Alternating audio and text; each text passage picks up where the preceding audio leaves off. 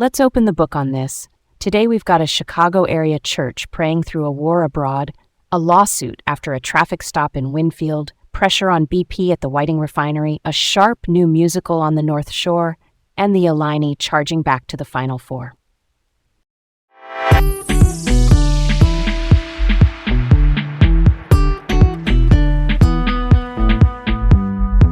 I'm Leah. And I'm Garrett. Welcome to Laid Back Local, the news of the day with Leah and Garrett in Chicago. First up, Iranian Christians in our area are gathering and praying for change as conflict continues in Iran. The focus has been at Kameh Molahat Church in Addison, a DuPage County suburb just west of the city. Since late February, reports have framed the conflict as a U.S.-Israeli-led campaign in Iran. That's the stated framing in many accounts. Members of this local congregation are praying for the fall of Iran's Islamic Republic and for freedom of worship, meaning the ability to practice their faith without fear or government limits. They're also voicing support for policies they believe could pressure Tehran. Some have even echoed former President Donald Trump's slogan applied to Iran, saying they want to, quote, make Iran great again. To be clear, that's their perspective, reflecting a belief that stronger outside pressure could open space for religious minorities. Others in the broader faith world, including some religious leaders, are opposed to military intervention. So you've got a split within and across religious communities. Some see force as a last resort to gain rights. Others see it as risking more harm than help. A quick note on language here. When we say regime change, that's basically removing the current rulers and replacing them with new leadership. For many in this community, that's tied directly to hopes for safety, dignity, and open church doors. The complicated part is outcomes.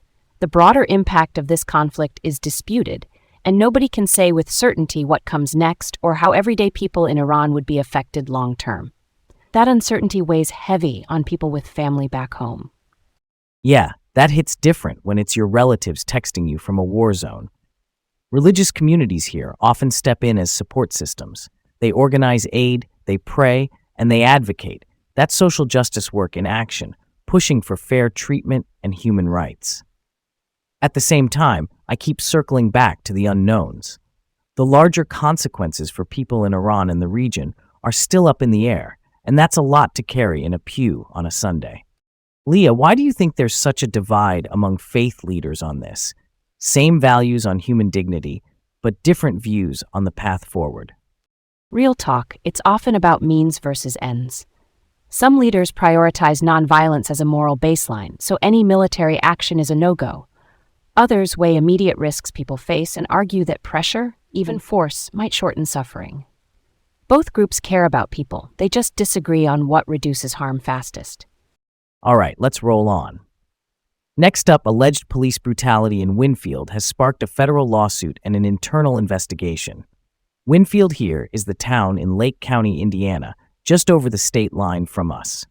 Adam Curry, a 47-year-old from Chesterton, filed a lawsuit in March in U.S. District Court in Hammond, the federal courthouse for this region. He says that during a June 2024 traffic stop, he was handcuffed and then beaten unconscious.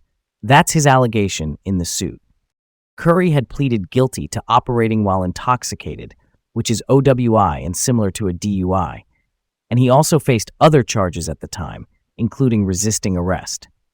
In narratives provided by the 4 Winfield officers named in the suit, they describe him as uncooperative, even attempting to assault police, which they say led to the use of force.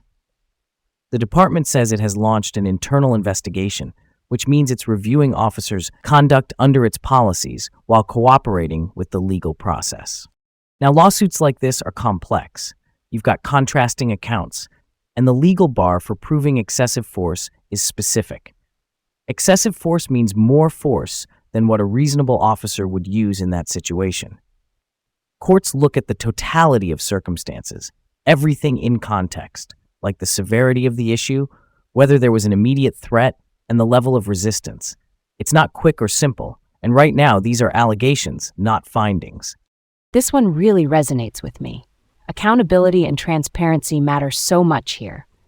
If Mr. Curry's account is accurate, that's a civil rights violation. If the officer's account holds up, that context matters too. Either way, the investigation has to be thorough. Why does it feel like these cases drag on for ages, Garrett? Honestly, it's the layers: internal review, evidence gathering, potential parallel criminal matters, and then the federal civil suit timeline. Courts move methodically to protect due process, which means everyone's rights get a fair shake, but that can make the wait tough for everyone involved. Okay, let's move on.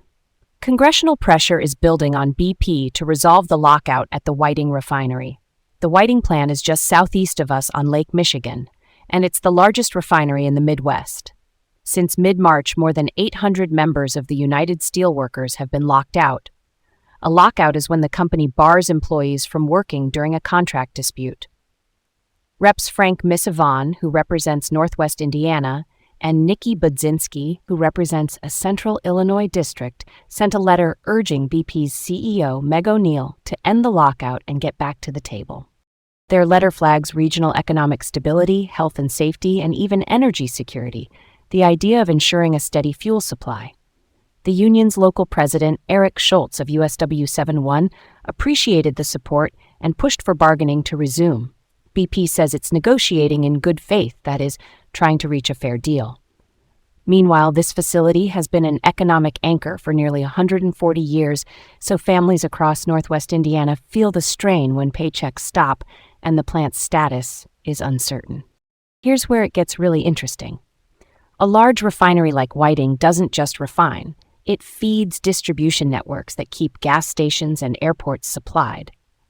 When operations change or slow, it can ripple into prices and logistics. Not instantly, but the concern is real. Garrett, why would a company choose a lockout instead of letting talks continue while folks keep working? That's something to chew on, huh? In general, a lockout is a pressure tactic. It's the company's version of leverage, like a strike is leverage for workers. It raises the stakes to try to move negotiations, but it also raises risks: lost income for families, potential safety staffing questions, and possible supply concerns. We should note the exact terms on the table here are disputed, so we don't have a clean window into who offered what. Let's switch it up. On the arts front, Citadel Theater in Lake Forest is opening Ruthless, the musical, a darkly funny satire about ambition in show business. Lake Forest is a North Shore suburb, and Citadel is a well-regarded local company known for intimate productions. The show runs from mid-April to mid-May. The lead role of Tina Denmark, an 8-year-old starlet who would go to extremes for a role, is shared by 11-year-old Katharina Araujo and 12-year-old Olivia Mulder, a cool split casting move. It's directed by Cristina Ramirez, who picked the cast from more than 50 auditions. The show is described as a twisted love letter to show business. It both adores and pokes fun at the industry. Satire uses humor, exaggeration, and irony to make a point, and the idea of a kid willing to kill for a role is of course a comedic device. Nobody's taking that literally. Expect sharp jokes about the pressure cooker of performing arts and how far people might go for the spotlight. That one gave me chills, in a good way. Ambition can be beautiful and also a little scary, especially for young performers. A show like this can open real conversations about boundaries, mentorship, and balance, and because it's tongue-in-cheek, it lands the message without feeling preachy. I love that it has cross-generational appeal. Teens see themselves, parents and grandparents recognize the industry's quirks, and everybody laughs at the same, uncomfortable truths. Last up, Illinois basketball is back in the Final Four for the first time since 2005. The Illini, as the University of Illinois team is known, won the South region as a number 3 seed and are set to face Connecticut in early April. Along the way, key wins stacked up, including over Texas Tech, Purdue, and Iowa. Their calling card has been a high-powered offense and standout performances from players like Wagler. That consistent scoring punch has carried them through tight spots.